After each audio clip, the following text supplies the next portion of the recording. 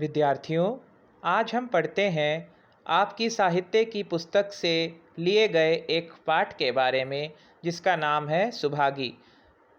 यह पाठ आपकी साहित्य की पुस्तक का दूसरा पाठ है। ये सुभागी नामक जो लड़की है, सबसे पहले तो हम सुभागी का अर्थ जान लेते हैं कि सुभागी कहते किसे हैं। सुभागी, सु मतलब अच्छा या अच्छी, भागी मतलब भाग्यशाली। जो बहुत भाग्यशाली लड़की हो, जो अपने माँ बाप के लिए, अपने घर परिवार के लिए अच्छे भाग्य को लाई हो, उसे सुभागी कहते हैं।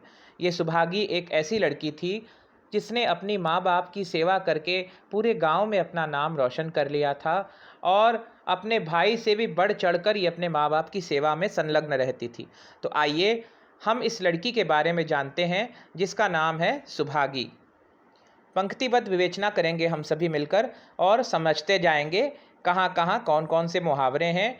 यह कथा, यह कहानी मुंशी प्रेमचंद्र द्वारा लिखी गई है और इसको हम अच्छे से पंक्तिबद्ध तरीके से समझेंगे।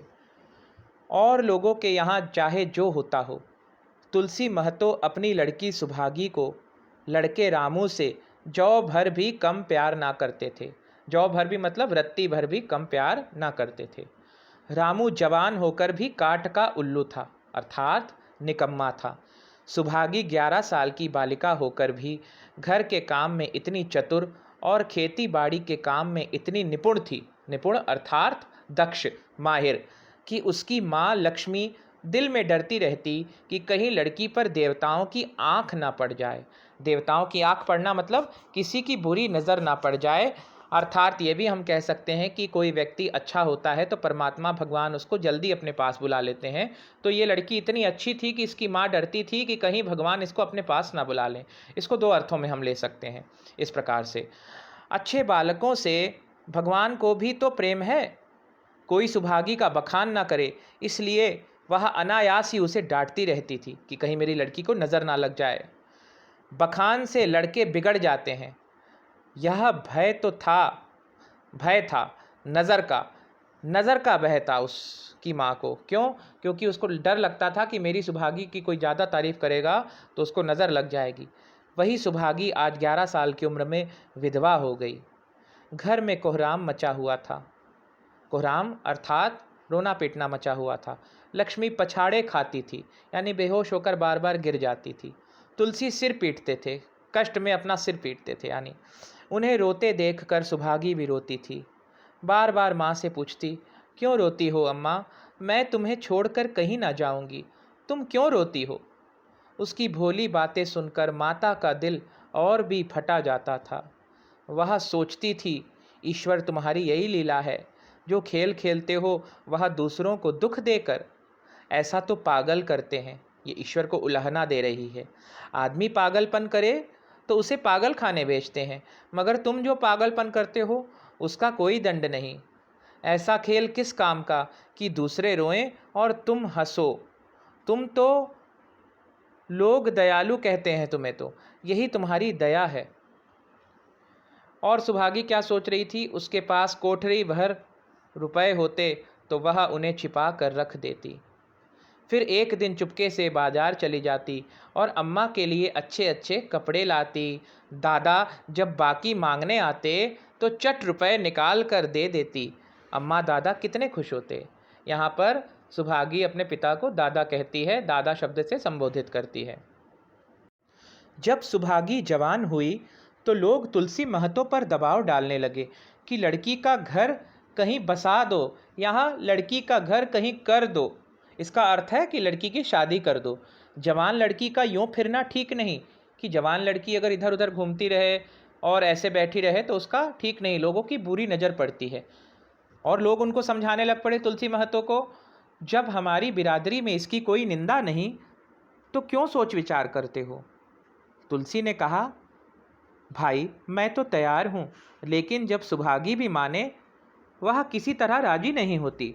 तुलसी महतो सुभागी के पिता, लक्ष्मी सुभागी की माता और रामू सुभागी का भाई, इनके परिवार में सुभागी के बारे में हम चर्चा कर रहे हैं। मैं फिर से बता देता हूँ।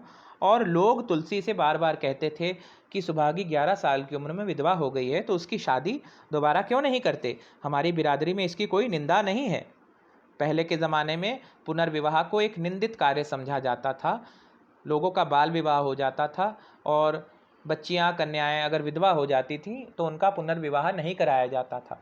लेकिन अंग्रेज़ों के आने के बाद राजा राम मोहन रॉय द्वारा चलाए जाने अभियान के बारे में आप सभी जानते हैं। उनके अभियानों के कारण हमारे देश में पुनर्विवाह फिर से शुरू हो गया। तो हरिहर ने सुभागी को समझा कर कहा, बेटी, हम तेरे ही भले को कहते हैं। माँ बाप अब बूढ़े हुए, उनका क्या भरोसा, तुम इस तरह कब तक बैठी रहोगी? सुभागी ने सिर झुकाकर कहा, चाचा, मैं तुम्हारी बात समझ रही हूँ। ये चाचा किसको कह रही है? हरिहर को कह रही है। मैं तुम्हारी बात समझ रही हूँ, लेकिन मेरा मन घर करने को नहीं कहता। घर करने को नहीं कहता अर्थात शादी करने को नहीं कहता। मुझे आराम की चिंता नहीं है। मैं सब कुछ झेलने को तैयार हूँ और जो काम तुम कहो वह सिर आँखों के बल करूँगी, मगर घर बसाने को मुझसे ना कहो। जब मेरा चाल कुचाल देखना तो मेरा सिर काट लेना। चाल कुचाल देखना मतलब अगर मेरे पैर डगमगाएं, मैं किसी बुरी जगह पर चले जाऊं या मेरी संगत खराब हो जाए तो मेरा सिर काट लेना। अगर मैं सच्चे बाप की बेटी होंगी तो बात की भी पक्की होंगी। बात की पक्की होना मतलब अपनी बात पर अडिग रहना, वादे की पक्की होना। फिर लज्जा रखने वाले तो भगवान हैं, मेरी क्या हस्ती है कि अभी कुछ कहूँ। उजड्ड रामू बोला। कैसा रामू है ये इसका भाई? उजड्ड है, निकम्मा है, निठल्ला है। उजड्ड रामू बोला, तुम अगर सोचती हो कि भैया कमावेंगे और मैं बैठी मौज करूंगी तो इस भरोसे ना रहना। यहाँ किसी ने जन्म भर का ठेका नहीं लिया है। रामू की दुल्हन रामू से भी 2 उंगल ऊंची थी, अर्थात रामू की दुल्हन रामू से भी 2 हाथ आगे थी, उससे भी ज़्यादा बढ़ चढ़ कर बात करने वाली थी। मटक कर बोली, हमने किसी का करज थोड़े ही खाया कि जन्म भर बैठा भरा करें। यहाँ तो खाने को भी महीन चाहिए, पहनने को भी महीन चाहिए। यह हमारे बूते की बात नहीं, बूते की बात नहीं मतलब हमारी हैसियत की बात नहीं। इसको तो खाने को भी महीन चाहिए। खाने को महीन मतलब अच्छी तरह से पका हुआ, सिका हुआ, मिर्च मसालेदार खाना चाहिए। पहनने को भी रंगीन कपड़े, ब्रांडेड कपड़े चाहिए। तो इसलिए इसका खाना पीना हमसे नहीं संभाला जाएगा। सुभागी ने गर्व से भरे हुए स्वर में कहा, भाभी, मैंने तुम्हारा आसरा कभी नहीं किया, अर्थात मैंने तुम्हारा आश्रय कभी नहीं लिया और भगवान ने चाहा तो कभी करूंगी भी नहीं। तुम अपनी देखो, मेरी चिंता ना करो। रामू की दुल्हन को जब मालूम हो गया कि सुभागी घर ना करेगी तो और भी उसके सिर हो गई। और भी उसके सिर हो गई मतलब उसके और पीछे पड़ गई, उसको और परेशान करने लग पड़ी। हमेशा एक ना एक खुचड़ लगाए रहती मतलब बार बार सुभागी को तंग करती रहती। उसे रुलाने में जैसे उसको मज़ा आता था। वह बेचारी पहर रात से उठकर कूटने पीसने में लग जाती और रात के अंतिम प्रहर से लेकर वो सुबह तक सुभागी कूटने पीसने में लग जाती, अर्थात गेहूँ पीसना, मसाला पीसना आदि आदि काम करने लग पड़ती जो घर के काम होते हैं। चौका बर्तन करती, गोबर थापती, फिर खेत में काम करने चली जाती। दोपहर को आकर जल्दी जल्दी खाना पकाकर सबको खिलाती। रात को कभी माँ के सिर में तेल डालती, कभी उसकी देह दबाती। तुलसी चिलम के भक्त थे। चिलम समझते हैं आप सभी लोग? चिलम जो गांव में पीते हैं सभी लोग। तुलसी चिलम के भक्त थे। उन्हें बार बार चिरम पिलाती। जहाँ तक अपना बस चलता माँ बाप को कोई काम ना करने देती। हाँ, भाई को ना रोकती। सोचती यह तो जवान आदमी है, यह काम ना करेंगे तो गृहस्थी कैसे चलेगी। मगर रामू को यह बुरा लगता। अम्मा और दादा को तिनका तक नहीं उठाने देती, मतलब कोई काम नहीं करने देती। और मुझे पीसना चाहती है, ये रामू सोचता था कि मुझे ये काम करवा के पीसना चाहती है, लेकिन दादा को और अम्मा को कोई काम नहीं करने देना चाहती। यहाँ तक कि एक दिन वह जामे से बाहर हो गया। जामे से बाहर हो गया मतलब आपे से बाहर हो गया, क्रोध में आ गया, गुस्से में आ गया, चिढ़ गया। सुभागी से बोला, अगर उन लोगों का बड़ा मोह है तो क्यों नहीं अलग लेकर रहती हो, तब सेवा करो तो मालूम हो कि सेवा कड़वी लगती है कि मीठी। दूसरों के बल पर वाहवाही लेना आसान है, बहादुर वाह है जो अपने बल पर काम करे। ये निठल्ला व्यक्ति, निकम्मा व्यक्ति रामू कर्मठ और निष्ठावान सुभागी को सलाह दे रहा है, राय दे रहा है, और खुद निठल्ला बने हुए बैठा है कि अपने बल पर काम करना चाहिए। सुभागी ने तो कुछ जवाब ना दिया। क्यों नहीं दिया? क्योंकि वो समझदार थी। बात बढ़ जाने का भय था। जब हमें लगे कि सामने वाला बात बढ़ा देगा तो हमें चुप हो जाना चाहिए, मौन हो जाना चाहिए। मगर उसके माँ बाप बैठे सुन रहे थे। तो महतो से ना रहा गया, अर्थात तुलसी महतो जो सुभागी के पिता से, उनसे ना रहा गया। बोले, क्या है रामू, उस गरीबिन से क्यों लड़ते हो? रामू पास आकर बोला, तुम क्यों बीच में कूद पड़े? मैं तो उसको कहता था। तुलसी बोले, जब तक मैं जीता हूँ तुम उसे कुछ नहीं कह सकते। मेरे पीछे जो चाहे करना। बेचारी का घर में रहना मुश्किल कर दिया। आपको बेटी बहुत प्यारी है तो उसे गले बांध कर रखिए, मुझसे तो नहीं सहा जाता। कौन बोल रहा है? रामू बोल रहा है कि आपको बेटी बहुत प्यारी है तो उसे गले बांध कर रखिए। गले बांध कर रखिए मतलब गले का हार बना कर रखिए, उसको खूब प्यार कीजिए, खूब दुलार कीजिए, मुझसे ये सब नहीं देखा जाता। तुलसी बोले, अच्छी बात है, अगर तुम्हारी यही मर्जी है तो यही होगा। मैं कल गांव के आदमियों को बुलाकर बंटवारा कर दूंगा। तुम चाहे छूट जाओ, सुभागी नहीं छूट सकती। रात को तुलसी लेटे तो वह पुरानी बात याद आई, जब रामू के जन्म उत्सव में उन्होंने रुपए कर्ज लेकर जलसा किया था, अर्थात उत्सव किया था, पार्टी की थी, कर्ज लेकर की थी। और सुभागी पैदा हुई तो घर में रुपए रहते हुए भी उन्होंने एक कौड़ी ना खर्च की। पुत्र को रत्न समझा था, पुत्री को पूर्व जन्म के पापों का दंड। वह रत्न कितना कठोर निकला और यह दंड कितना मंगलमय निकला। ये कौन सोच रहे थे? सुभागी के पिता लेटे हुए सोच रहे थे। दूसरे दिन महतो ने गांव के आदमियों को जमा करके कहा, पंचों, पंचों अर्थात जो पंचायत में पंच बैठते हैं उनके सामने तुलसी महतो ने गांव के आदमियों को इकट्ठा करके कहा, पंचों, अब रामू का और मेरा एक में निबाह नहीं होता। निबाह नहीं होता अर्थात हमारा एक में गुजारा नहीं होता। मैं चाहता हूं कि तुम लोग इंसाफ से यानी न्याय से जो कुछ मुझे दे दो वह लेकर अलग हो जाऊं। रात दिन की किचकिच अच्छी नहीं। गांव के मुख्तार, मुख्तार अर्थात मुखिया, गांव के मुख्तार बाबू सज्जन सिंह बड़े सज्जन पुरुष थे। जैसा इनका नाम था वैसे इनका स्वभाव भी था। नाम भी सज्जन सिंह था और थे भी सज्जन पुरुष।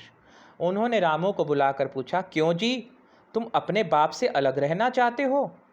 तुम्हें शर्म नहीं आती कि औरत के कहने से माँ बाप को अलग किए देते हो? राम राम। रामू ने ढिठाई के साथ कहा, जब एक में गुजरना हो तो अलग हो जाना ही अच्छा है। सज्जन सिंह बोले, तुमको एक में क्या कष्ट होता है? एक बात हो तो बताऊं, कुछ तो बतलाओ। साहब, एक में मेरा इनके साथ निभाना ना होगा, बस मैं और कुछ नहीं जानता। यह कहता हुआ रामू वहां से चलता बना। तुलसी बोले, देख लिया आप लोगों ने इसका मिजाज। आप चाहे 4 हिस्सों में 3 हिस्से उसे दे दें, पर अब मैं इस दुष्ट के साथ ना रहूँगा। भगवान ने बेटी को दुख दे दिया। नहीं, मुझे खेती बाड़ी लेकर क्या करना था? जहाँ रहता वही कमाता खाता। भगवान ऐसा बेटा 7वें बैरी को भी ना दे, मतलब किसी भी दुश्मन को ऐसा बेटा ना दे। लड़के से लड़की भली जो कुलवंती होए, कुलवंती मतलब कुल का नाम रोशन करने वाली हो। लड़के से लड़की भली जो कुल का नाम रोशन करे, कुलवंती होए। सहसा यानी अचानक सुभागी आकर बोली, दादा, यह सब बांट बखेरा मेरे ही कारण तो हो रहा है। मुझे क्यों नहीं अलग कर देते? मैं मेहनत मजूरी करके अपना पेट पाल लूँगी। पेट पालना अर्थात जीवन यापन करना। अपने से जो कुछ बन पड़ेगा तुम्हारी सेवा करती रहूँगी, पर रहूँगी अलग। यूँ घर का 12 बाँट होते मुझसे नहीं देखा जाता। मैं अपने माथे यह कलंक नहीं लेना चाहती। तुलसी ने कहा, बेटी, हम तुझे ना छोड़ेंगे, चाहे संसार छूट जाए। रामू का मैं मुंह नहीं देखना चाहता, उसके साथ रहना तो दूर रहा। रामू की दुल्हन बोली, तुम किसी का मुंह नहीं देखना चाहते तो हम भी तुम्हारी पूजा करने को व्याकुल नहीं हैं। महतो दांत पीसते हुए उठे कि बहू को मारें, मगर लोगों ने पकड़ लिया। बंटवारा होते ही महतो और लक्ष्मी को मानो पेंशन मिल गई। पेंशन का अर्थ होता है रिटायरमेंट के बाद जो तनख्वाह मिलती है। 60 साल की उम्र के बाद लोगों को सरकारी नौकरी से रिटायरमेंट के बाद, उसे हम पेंशन कहते हैं। लेकिन यहाँ पेंशन का अर्थ है विश्राम। पहले तो दोनों सारे दिन सुभागी के मना करने पर भी कुछ न कुछ करते ही रहते थे, पर अब उन्हें पूरा विश्राम था। पहले दोनों दूध घी को तरसते थे। सुभागी ने कुछ रुपए बचाकर एक भैंस ले ली। बूढ़े आदमियों की जान तो उनका भोजन है, अच्छा भोजन ना मिले तो वो किस आधार पर रहें। चौधरी ने बहुत विरोध किया, कहने लगे, घर का काम यूं ही क्या कम है कि तू ये नया झंझट पाल रही है। ये झंझट किसको बोल रहे हैं? तुलसी महतो भैंस पालने को बोल रहे हैं कि घर का काम क्या कम है जो भैंस पाल लाई। सुभागी उन्हें बहलाने के लिए कहती, दादा दूध के बिना मुझे खाना नहीं अच्छा लगता। लक्ष्मी ने हंसकर कहा, बेटी तू झूठ कब से बोलने लगी? कभी दूध हाथ से तो छूती नहीं, खाने की कौन कहे। सारा दूध हम लोगों के पेट में ठूस देती है। गाँव में जहाँ देखो सबके मुंह से सुभागी की तारीफ। लड़की नहीं देवी है, 2 मर्दों का काम भी करती है, उस पर माँ बाप की सेवा भी किए जाती है। सज्जन सिंह तो कहते हैं यह उस जन्म की देवी है। उस जन्म मतलब पिछले जन्म की देवी है। मगर शायद महतो को यह सुख बहुत दिन तक भोगना ना लिखा था। 7-8 दिन से महतो को जोर का ज्वर चढ़ा हुआ था। ज्वर अर्थात बुखार। देह पर कपड़े का तार भी नहीं रहने देते, मतलब एक कपड़ा भी देह पर नहीं रहने देते थे, क्योंकि उन्हें गर्मी का बुखार था। लक्ष्मी पास बैठी रो रही थी। सुभागी पानी लिए खड़ी है। अभी एक क्षण पहले महतो ने पानी मांगा था, पर जब तक वह पानी लावे उनका जी डूब गया और हाथ पांव ठंडे हो गए। जी डूब गया मतलब दिल की धड़कन कम हो गई, हाथ पांव ठंडे हो गए, यानी नब्ज धीरे धीरे चलने लग पड़ी।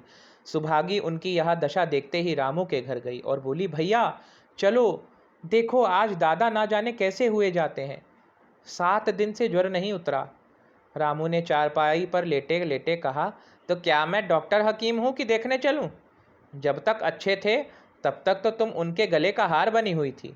गले का हार बनना मतलब बहुत दुलारी बनना, बहुत प्यारी बनना। अब जब मरने लगे तो मुझे बुलाने आई हो। उसी वक्त उसकी दुल्हन अंदर से निकल आई और सुभागी से पूछा, दादा को क्या हुआ दीदी? सुभागी के पहले रामू बोल उठा, हुआ क्या है, अभी कोई मरे थोड़े ही जाते हैं। सुभागी ने फिर उनसे कुछ न कहा, सीधे सज्जन सिंह के पास गई। उसके जाने के बाद रामू हंसकर स्त्री से बोला, त्रिया चरित्र इसी को कहते हैं। रामू ने अपनी स्त्री से यानी अपनी पत्नी से बोला, त्रिया चरित्र इसी को कहते हैं, कि मतलब मेरी बहन जो मुझे बुलाने आई थी पिता की बीमारी का बहाना करके, वो नाटक कर रही थी। फिर उसकी पत्नी क्या बोलती है रामू से, इसमें त्रिया चरित्र की कौन बात है, चले क्यों नहीं जाते? रामू बोला, मैं नहीं जाने का। जैसे उसे लेकर अलग हुए थे वैसे उसे अलग लेकर रहें, मर भी जाएं तो ना जाऊं। मर जाएंगे तो आग देने तो जाओगे, तब कहाँ भागोगे? कभी नहीं, सब कुछ उनकी प्यारी सुभागी कर लेगी। तुम्हारे रहते वे क्यों करने लगी? जैसे मेरे रहते उसे लेकर अलग हुए, और कैसे? पत्नी ने समझाया, नहीं जी यह अच्छी बात नहीं है, चलो देख आवें। कुछ भी हो बाप ही तो है, फिर गांव में कौन मुंह दिखाओगे? रामू बोला, चुप रहो, मुझे उपदेश मत दो। उधर बाबू साहब ने ज्यों ही महतो की हालत सुनी, बाबू साहब यानी सज्जन सिंह, उधर बाबू साहब ने ज्यों ही महतो की हालत सुनी तुरंत सुभागी के साथ भागे चले आए। यहाँ पहुँचे तो महतो की दशा और खराब हो चुकी थी। नाड़ी देखी तो बहुत धीमी थी। नाड़ी अर्थात नब्ज। समझ गए कि जिंदगी के दिन पूरे हो गए। मौत का आतंक छाया हुआ था। सजल नेत्र होकर बोले, रोते हुए आंखों में अश्रु भरकर बोले, महतो भाई कैसा जी है, अर्थात कैसी तबीयत है? महतो जैसे नींद से जाग कर बोले, बहुत अच्छा है भैया, अब तो चलने की बेला है। सुभागी के पिता अब तुम ही हो, उसे तुम ही को सौंपे जाता हूँ। सज्जन सिंह ने रोते हुए कहा, भैया महतो घबराओ मत, भगवान ने चाहा तो तुम अच्छे हो जाओगे। सुभागी को तो मैंने हमेशा अपनी बेटी समझा है और जब तक जीऊँगा ऐसा ही समझता रहूँगा। तुम निश्चिंत रहो, मेरे रहते सुभागी या लक्ष्मी को कोई तिरछी आंख से ना देख सकेगा, अर्थात बुरी नज़र से ना देख सकेगा। और कुछ इच्छा हो तो वह भी कह दो। महतो ने विनीत नेत्रों से देख कर कहा, विनीत अर्थात विनम्र नेत्रों से, और कुछ नहीं कहूँगा भैया, भगवान तुम्हें सदा सुखी रखे। सज्जन सिंह बोले, रामू को बुलाकर लाता हूँ। उससे जो भूल चूक हो क्षमा कर दो। नहीं भैया, उस पापी हत्यारे का मुंह मैं नहीं देखना चाहता। इसके बाद गोदान की तैयारी होने लगी। गोदान की तैयारी कब होती है? जब व्यक्ति के मरने का समय निकट होता है तो भारतीय संस्कृति में गोदान करते हैं, अर्थात गाय का दान करते हैं, जिससे व्यक्ति पापों से छूट जाए और उसे अमिट पुण्य की प्राप्ति हो। और स्वर्ग में जाने से पहले वैतरणी नाम की नदी होती है जो खून और लीद से भरी हुई होती है, उसको पार करने में गौ माता ही सहायक होती है, ऐसा शास्त्रों में उल्लेख आता है। इसीलिए हमारी संस्कृति में, हमारी भारतीय संस्कृति में मरने के निकट जो भी व्यक्ति होता है उसके हाथों के द्वारा गौदान किया जाता है, यानी अर्थात गाय का दान किया जाता है। रामू को घाव भर ने समझाया, पर वह अंत्येष्टि करने पर राजी ना हुआ। अंत्येष्टि अर्थात अंतिम संस्कार, दाह संस्कार। उसने कहा, जिस पिता ने मरते समय मेरा मुंह देखना स्वीकार नहीं किया, वह मेरा ना पिता है ना मैं उसका पुत्र हूँ। लक्ष्मी ने दाह क्रिया की। इन थोड़े से दिनों में सुभागी ने ना जाने कैसे रुपए जमा कर लिए थे कि जब तिरही का सामान आने लगा तो गांव वालों की आंखें खुल गईं कि गांव वालों ने देखा कितना सामान कैसे लेकर आ रही है। बर्तन, कपड़े, घी, शक्कर, सभी सामान इफरात से जमा हो गए, मतलब ज़रूरत से ज़्यादा आ गए, ज़रूरत से ज़्यादा जमा हो गए ये सब सभी सामान। रामू देख देख जलता था और सुभागी उसे जलाने के लिए सबको यह सामान दिखाती थी। लक्ष्मी ने कहा, बेटी, घर देख कर खर्च करो, अब कोई कमाने वाला नहीं बैठा है, आप ही कुआं खोदना और पानी पीना है, यानी खुद ही मेहनत करनी है और खुद ही अपना राशन पानी, अन्न की व्यवस्था करनी है। सुभागी बोली, बाबूजी का काम तो धूमधाम से ही होगा अम्मा, चाहे घर रहे या जाए, बाबूजी फिर थोड़े ही आवेंगे। मैं भैया को दिखा देना चाहती हूँ कि अबला क्या कर सकती है, वह समझते होंगे इन दोनों के किए कुछ ना होगा, उनका यह घमंड तोड़ दूंगी। लक्ष्मी चुप हो रही। तिरही के दिन 8 गांव के ब्राह्मणों का भोज हुआ। चारों तरफ वाहवाही मच गई। पिछले पहर का समय था, अर्थात दोपहर के बाद का समय था। लोग भोजन करके चले गए थे। लक्ष्मी थक कर सो गई थी। केवल सुभागी बची हुई चीज़ें उठा उठा कर रख रही थी कि ठाकुर सज्जन सिंह ने आकर कहा, अब तुम भी आराम करो बेटी, सवेरे यह सब काम कर लेना। सुभागी ने कहा, अभी थकी नहीं हूँ दादा, आपने जोड़ लिया कुल कितने रुपए उठे? सज्जन सिंह बोले, वह पूछकर क्या करोगी बेटी? कुछ नहीं, यूं ही पूछती थी। कोई 300 रुपए उठे होंगे।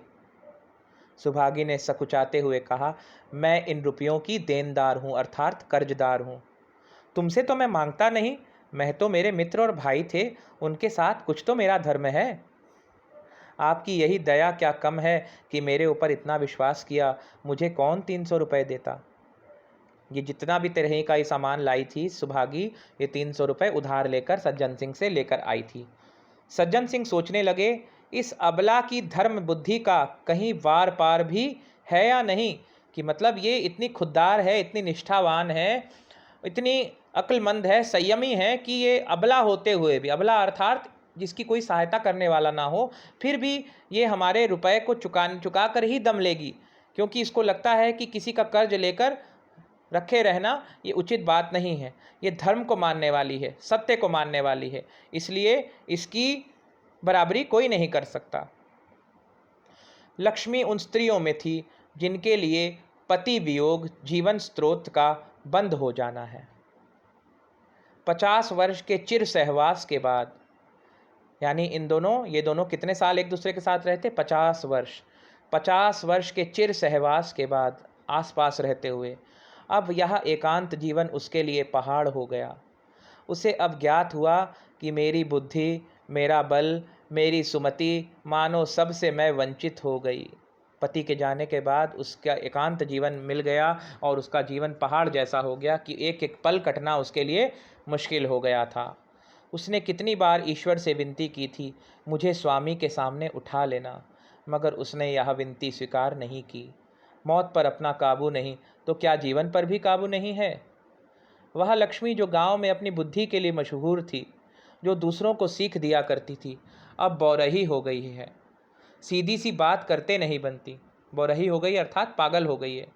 लक्ष्मी का दाना पानी उसी दिन से छूट गया। दाना पानी मतलब खाना पीना छूट गया था। सुभागी के आग्रह पर चौके में जाती, अर्थात किचन में जाती, रसोई में जाती, मगर कौर कंठ के नीचे ना उतरता। मगर जो निवाला होता रोटी का, वो गले के नीचे ना उतरता। 50 वर्ष हुए, एक दिन भी ऐसा ना हुआ कि पति के बिना खाए खुद खाया हो। अब उस नियम को कैसे तोड़े, क्योंकि पति तो चला गया। अब उसका नियम था कि पति के खाने के बाद ही खाती थी, लेकिन अब पति चला गया तो अब कैसे खाए। आखिर उसे खांसी आने लगी। दुर्बलता ने जल्द ही खाट पर डाल दिया। सुभागी अब क्या करे। ठाकुर साहब के रुपए चुकाने के लिए दिलो जान से काम करने की ज़रूरत थी। यहाँ माँ बीमार पड़ गई, अगर बाहर जाए तो माँ अकेली रहती है, उनके पास बैठे तो बाहर का काम कौन करे।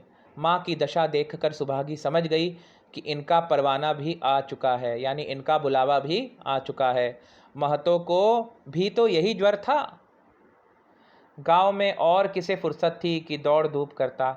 सज्जन सिंह दोनों वक्त आते, लक्ष्मी को देखते, दवा पिलाते, सुभागी को समझाते और चले जाते। मगर लक्ष्मी की दशा बिगड़ती जाती थी, यहाँ तक कि 15वें दिन वह भी संसार से सिधार गई। अंतिम समय रामू आया और उसके पैर छूना चाहता था, पर लक्ष्मी ने उसे ऐसी झिड़की दी कि वह उसके समीप ना जा सका। सुभागी को उसने आशीर्वाद दिया, तुम्हारी जैसी बेटी पाकर तर गई, मेरा क्रियाकर्म तुम ही करना। मेरी भगवान से यही अर्जी है कि उस जन्म में भी तुम मेरी कोख पवित्र करो। माता के देहांत के बाद सुभागी के जीवन का केवल एक लक्ष्य रह गया, सज्जन सिंह के रुपए चुकाना। 300 पिता के क्रियाकर्म में लगे थे, लगभग 200 माता के काम में लगे, 500 का ऋण था अर्थात कर्ज था, और उसकी अकेली जान। मगर वह हिम्मत ना हारती थी। 3 साल तक सुभागी ने रात को रात और दिन को दिन ना समझा, अर्थात बहुत मेहनत की, जी तोड़ मेहनत की। उसकी कार्य शक्ति और पौरुष देखकर, पौरुष यानी हिम्मत देखकर, लोग दांतों तले उंगली दबाते थे, अर्थात आश्चर्यचकित होते थे। दिन भर खेती बाड़ी का काम करने के बाद वह रात को 4-4 पसेरी आटा पीस डालती थी। एक पसेरी में 5 किलो, 4 पसेरी अर्थात 20 किलो आटा एक रात में वो पीस डालती थी। 30वें दिन 15 रुपए लेकर वह सज्जन सिंह के पास पहुंच जाती। इसमें कभी नागा ना पड़ता। यह मानव प्रकृति का अटल नियम था कि जैसे सूर्य उदय समय से होता है, चंद्रोदय समय से होता है, सूर्यास्त समय से होता है, दिन वार समय से आते हैं, उसी प्रकार से उसका ये नियम था कि हर 30वें दिन 15 रुपए लेकर सज्जन सिंह के पास उनका कर्जा चुकाने के लिए पहुंच जाती थी। अब चारों ओर से उसकी सगाई के पैगाम आने लगे। सभी उसके लिए मुंह फैलाए हुए थे, कितनी अच्छी लड़की है, इसके साथ शादी कर लेनी चाहिए। जिसके घर सुभागी जाएगी उसके भाग्य फिर जाएंगे, यानी उसके भाग्य खुल जाएंगे। सुभागी यही जवाब देती, अभी वह दिन नहीं आया। जिस दिन सुभागी ने आखिरी किश्त चुकाई उस दिन उसकी खुशी का ठिकाना ना था। आज उसके जीवन का कठोर व्रत पूरा हो गया। वह चलने लगी तो सज्जन सिंह ने कहा, बेटी तुमसे मेरी एक प्रार्थना है, कहो कहूँ, कहो ना कहूँ, मगर वचन दो कि मानोगी। सुभागी ने कृतज्ञ भाव से देखकर कहा, कृतज्ञ भाव से मतलब बहुत विनीत भाव से, विनम्र भाव से झुक कर कहा कि दादा आपकी बात ना मानूंगी तो किसकी बात मानूंगी। मेरा तो रोया रोया आपका गुलाम है, यानी मेरा एक एक शरीर का बाल आपका गुलाम है। सज्जन सिंह बोले, अगर तुम्हारे मन में यह भाव है तो मैं ना कहूँगा। मैंने अब तक तुमसे इसलिए नहीं कहा कि तुम अपने को मेरा देनदार समझ रही थी, यानी कर्जदार समझ रही थी। अब रुपए चुक गए, मेरा तुम्हारे ऊपर कोई एहसान नहीं है, रत्ती भर भी नहीं। बोलो कहूँ, आपकी जो आज्ञा हो। देखो इनकार ना करना, नहीं मैं फिर तुम्हें अपना मुंह ना दिखाऊंगा। अगर तुम इनकार करोगी तो मैं तुम्हें अपना मुंह दोबारा नहीं दिखाऊंगा। सुभागी बोली, क्या आज्ञा है? मेरी इच्छा है कि तुम मेरी बहू बनकर मेरे घर को पवित्र करो। मैं जात पात का कायल हूँ, मतलब जात पात में विश्वास रखता हूँ, मगर तुमने मेरे सारे बंधन तोड़ दिए। मेरा लड़का तुम्हारे नाम का पुजारी है, तुमने उसे 12 देखा है। बोलो मंजूर करती हो? 12 देखा है मतलब बार बार उसे देखा है। सुभागी बोली, दादा इतना सम्मान पाकर पागल हो जाऊंगी। सज्जन सिंह बोले, तुम्हारा सम्मान भगवान कर रहे हैं बेटी, तुम साक्षात भगवती का अवतार हो। मैं तो आपको अपना पिता समझती हूँ। आप जो कुछ करेंगे मेरे भले के लिए ही करेंगे। आपके हुक्म को कैसे इनकार कर सकती हूँ। सज्जन सिंह ने उसके माथे पर हाथ रखकर कहा, बेटी, तुम्हारा सुहाग अमर हो। तुमने मेरी बात रख ली। मुझसा भाग्यशाली संसार में और कौन होगा। तो हमें आज ये समझ आया कि बेटा बेटी एक समान, तभी बनेगा ये भारत महान। तो बेटे बेटी में अगर हम कुछ भी अगर उनके अंदर भेदभाव रखेंगे तो हमारा कल्याण नहीं होने वाला है। क्योंकि सुभागी नाम की ये जो बेटी है, इसने ये प्रमाण दे दिया कि बेटी जो है वो बेटे से कदापि कम नहीं होती। और बेटी दो कुलों की रखवाली करती है, एक अपने मायके की रखवाली करती है और दूसरा अपने ससुराल का भी ध्यान रखती है। इसीलिए बेटी पढ़ाओ बेटी बचाओ। और इस सुभागी की तरह हम सभी बेटियों को, हम सभी बेटों को भी बनना चाहिए। इनसे यही शिक्षा मिलती है कि हमें अपने माँ बाप की सेवा पूरे जी जान से, लगन से करनी चाहिए। तब तक के लिए धन्यवाद। अगले पाठ में हम अगले वीडियो में फिर से एक नया पाठ लेकर आपके सामने, आपके समक्ष प्रस्तुत होंगे। धन्यवाद।